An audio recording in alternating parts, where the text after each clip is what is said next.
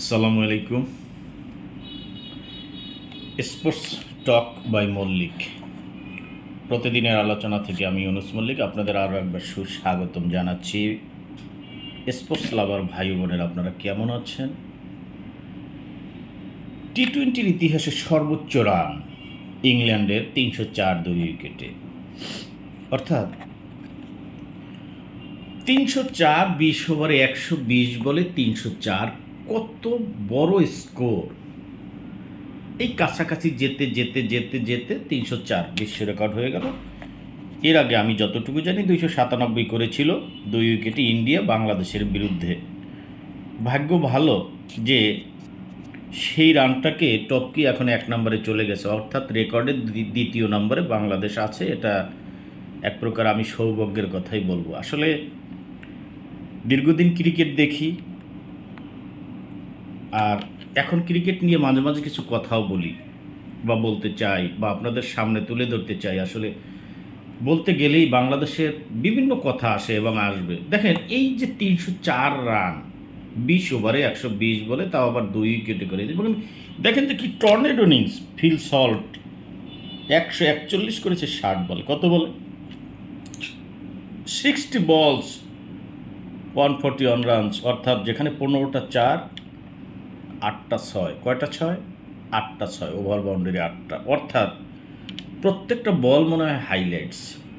এই 120 বল, যেটাকে আমরা 20 ওভার বলে থাকি টি-20-তে, এই 20টা ওভারে যতগুলো বল, প্রত্যেকটা বল মনে হয় হাইলাইটস, অর্থাৎ 4 আর 6, 4 আর 6, সিঙ্গেলস নাই, ডট নাই, নাই বললেই চলে। যেটা থাকে ওটা বলার মতো নয়, প্রাণ জুড়িয়ে যায়। মনে হচ্ছে মানে শিল্পীর রং তুলিতে আঁকানো। হ্যাঁ, খেলা দেখলে প্রাণ ভরে যায়। বাংলাদেশের খেলা দেখলে মানে হার্টবিট বেড়ে যাবে। বাংলাদেশের খেলা দেখলে অসুস্থ হয়ে যাবেন, আপনি স্ট্রোক করে মারা যাবেন। কোচ কয়জন রাখে? 3জন 4জন কোচ। আবার কি কদিন আগে দেখলাম কি, হ্যাঁ, পাওয়ার হিটার। মানে এই গর্দবগুলো সম্পর্কে আমি যে কি বলবো, আমার সত্যিকার অর্থে ভাষা নেই। যাই হোক, সেটা আমি বলবো। ফিল সল্ট করছে 60 বলে 141, যেখানে আমি বলেছি 15টা 4 মেরেছেন এবং 8টা 6 মেরেছেন। আর একজন দীর্ঘদিন খেলে আসছে, আপনারা সবাই জানেন, জশ বাটলার, ইংল্যান্ডের ক্যাপ্টেন, অত্যন্ত জনপ্রিয় একজন প্লেয়ার আমার। 30 বলে 83। Oh my goodness, what type of innings is it! 8টা 4, 7টা 6, অর্থাৎ এদের দেখবেন 6-এর সংখ্যা বেশি। 7টা ওভার বাউন্ডারি মারেছে, 30 বলের মধ্যে 7টা ওভার বাউন্ডারি হাঁকিয়েছে। আবার হ্যারি ব্রুক নামে একটা নতুন প্লেয়ার চলে আসে, কিছুদিন যাবৎ খেলতেছে। 21 বলে 41, মানে কি 200 স্ট্রাইক রেটের বল। 5টা 4, 1টা 6, এই সব মিলিয়ে রান করেছে 304। এইখানে প্রতিপক্ষ দাঁড়ানোর কথা না, দাঁড়াবেও না, এটাই স্বাভাবিক হওয়ার কথা। আর এই এই যে দেখেন, এই রানের জবাব দিতে গিয়ে সাউথ আফ্রিকা, এক সময়ের কিন্তু সাউথ আফ্রিকা অত্যন্ত একটা শক্তিশালী দল ছিল। শন পলকের যুগে অনেক প্লেয়ারের কথাই আসবে, সেই কথায় আমি নাইবা যাই।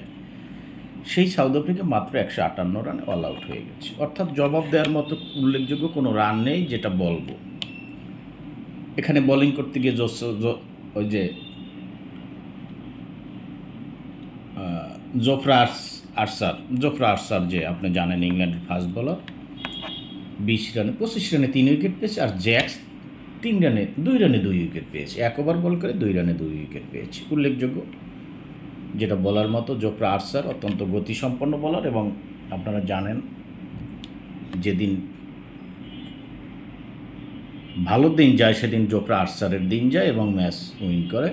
25 রানে 3 উইকেট। টি-20 যদি আপনি ইয়াটা দেখেন, অ্যাভারেজ করেন, অত্যন্ত ভালো মানের বল। তো যাই হোক, 158 রান অল আউট করে দিয়েছেন। 304 রানের জবাব বিশাল ব্যবধানে জয়লাভ করলো ইংল্যান্ড। মানে এটা হচ্ছে খেলা। এই যে 304 রান, এটা হচ্ছে টি-20-র খেলা। যাই হোক, এই ইতিহাস হয়ে রইল, সাক্ষী হয়ে রইল। যেই খেলা দেখলে আপনি, মানে খেলা কেন দেখে, এটা বিনোদন। এই বিনোদন, এই খেলা দেখলে আপনার ভালো লাগবে। আর বাংলাদেশের খেলা দেখলে আপনি কান্না করতে করতে মারা যাবেন। যাই হোক, ইংল্যান্ড দলকে অভিবাদন জানাচ্ছি, ইংল্যান্ড দলকে, কারণ তারা অন্তত বাংলাদেশের যে রেকর্ডটাকে অন্তত 2 নম্বরে চাপা দিয়ে তারপরে 1 নম্বরে তারা গিয়েছে। এটাও আমাদের জন্য একটু হলেও সুখের খবর। যাই হোক বন্ধুরা, চেষ্টা করব খেলার আপডেটগুলো দেওয়ার জন্য। ভালো থাকবেন আপনারা। আসসালামু আলাইকুম ওয়া রাহমাতুল্লাহি ওয়া বারাকাতুহু।